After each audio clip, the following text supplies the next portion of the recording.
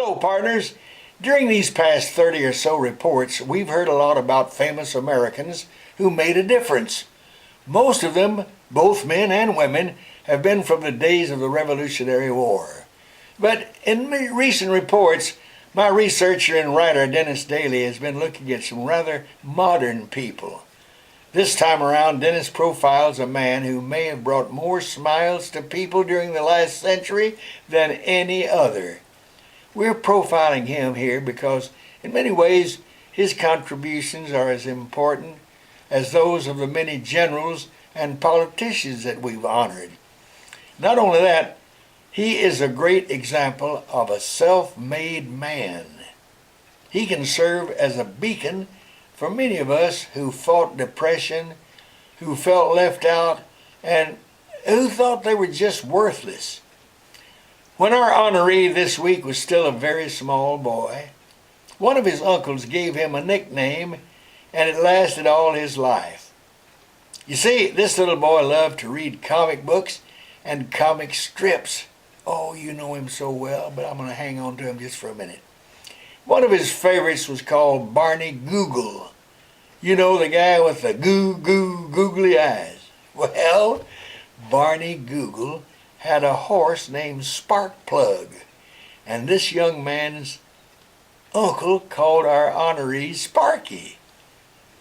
The nickname stuck, and until our man of the week died 18 years ago, everyone still called him Sparky. Now, what's amazing about the man we're profiling this week is, even though by the time he died, he was internationally known. While he was in grade school, he couldn't even do anything right. Did you hear me? Yeah, he died, everybody knew him, but he couldn't do anything when he was little. He was a horrible student. As a matter of fact, when Sparky was in the 8th grade, he managed to flunk every class he took. Well, in high school, he didn't do much better. During those years, those 4 years of high school, he managed to flunk physics, algebra, Latin, and English. Now, when I said English and really profile that kind of, it's amazing because his simple use of the English language endeared him to millions around the world. That was the main thing they liked about little Sparky, the way he talked to everyone. And to make matters worse, young Sparky was an awkward young man, and because of that, he didn't have many friends. In many ways, he was an outcast. And to be very honest, partners, in today's language, Sparky was a loser. About the time he graduated from high school, Sparky resigned himself to the fact that if a miracle didn't happen, he would wind up being a lonely nothing for the rest of his life. But friends, a miracle did happen. You see, one day, Sparky asked himself a question. Is there anything about me I can be proud of? Now imagine a guy asking that. Is there anything about me I can be proud of? Well, his answer was yes. I can be proud of my artwork. You see, over the years, Sparky had lined the walls of his bedroom with hundreds of pieces of original artwork and cartoons.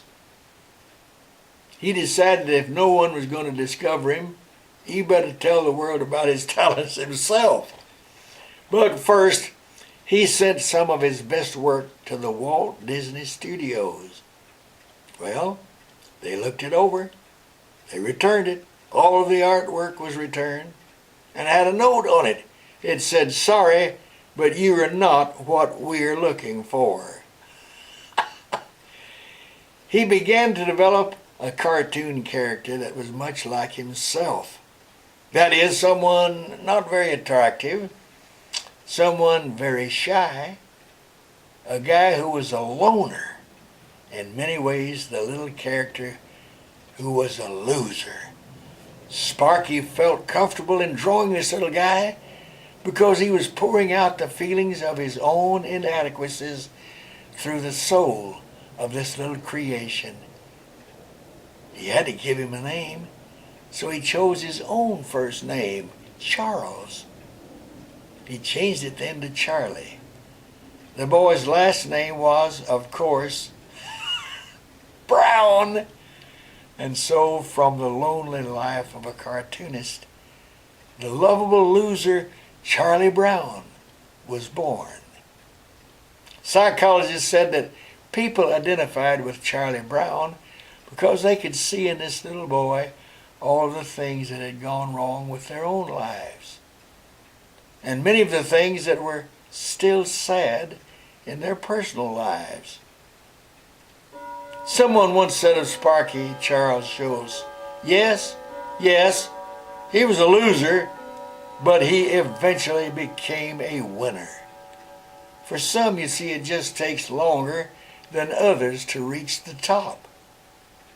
By the way, at the peak of its popularity, Charlie Brown and his other Peanuts friends were being seen in over 2,600 papers in 75 countries. The strip was translated into more than 20 languages.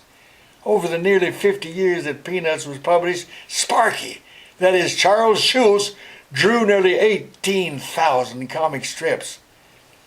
You see, folks, even though Sparky thought he was a loser, something in his soul told him that he could succeed by doing just one thing, by being himself and sharing himself with others. So, partners, you see, you don't have to have fought with George Washington to be a true American hero.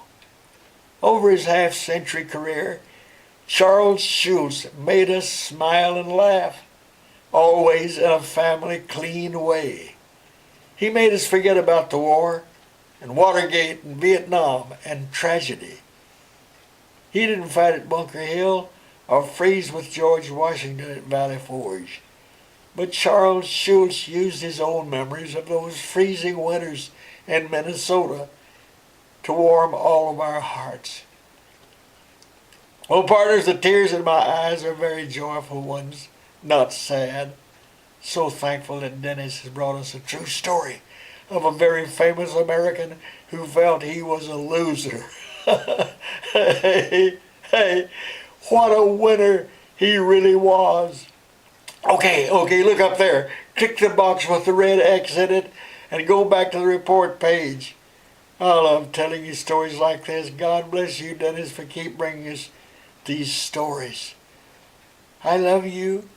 Go get 'em, Tigers!